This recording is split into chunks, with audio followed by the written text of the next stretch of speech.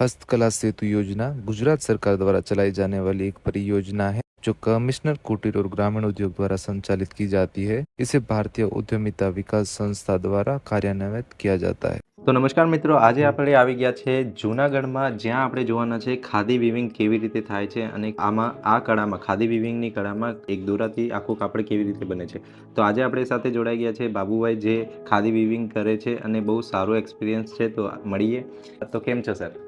સરસ તબિયત। તો તમે ખાદી વીવિંગ કરો છો જૂનાગઢમાં, તો આ કેટલા વર્ષોથી તમે કરો છો?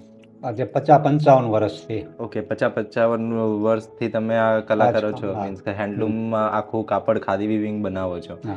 તો આ તમને એટલું બધું એક્સપિરિયન્સ છે, તો આમાં કઈ કઈ વસ્તુ બનાવો છો તમે? પેન્ટ શર્ટનું બનાવી, પેન્ટનું બને હમ. અને શેતરંજી, આસન પટ્ટા, ઓકે ટુવાલ, હાથ રૂમાલ। ઓકે, મીન્સ પછી જે એક તરીકે ઘરમાં વપરાશથી એ બધી વસ્તુ। હા, ઓકે।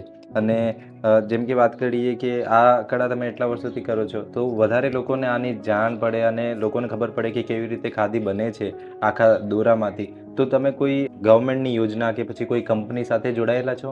હા, અમે ગુજરાત હસ્તકલા સેતુ યોજનામાં જોડાયેલા છીએ। 1 વર્ષથી અમે એમાં છીએ અને અમને કાર્ડ પણ એમનું મળ્યું છે। બરાબર। ઓકે। જેમ કે ખાદી વીવિંગ થાય છે, એમાં એક ખાદી વીવિંગનું કાપડ બનાવવા માટે સામગ્રી શું શું વાપરવી પડે, મીન્સ સાધન શું શું વપરાશ થાય તો છે? પેલા એક ઘોડાશાળ જોઈએ, બરાબર, ઓકે પછી બીમ, ઓકે પછી રાસ ગાળા, ઓકે શટલ, શટલ પછી બોબિન ઓકે અને રીલ। ઓકે। તો આ બધી વસ્તુ તમને મીન્સ આપણે માર્કેટમાં ક્યાંય પણ જોતી હોય તો આરામથી મળી જાય હા, છે? મળી જાય। હા, ઓકે, મીન્સ બધી હા, વસ્તુ અવેલેબલ છે, આપણે વાંધો નહીં આવે કે હા, અહીંથી પણ ના, કાંઈ નવું વસ્તુ પરચેસ કરવી હોય હા, તો। ઓકે। તો સર, આમાં જે વસ્તુ આપણે ખાદી વીવિંગમાં બનાવીએ છીએ, હમ। તો જે પણ કાપડ બને છે એને આખું બનવામાં કેટલો સમય લાગે છે? હવે એમાં શું છે કે જે 100-200 મીટરનું ભરવું હોય તો મિનિમમ મહિના જેવું લાગે।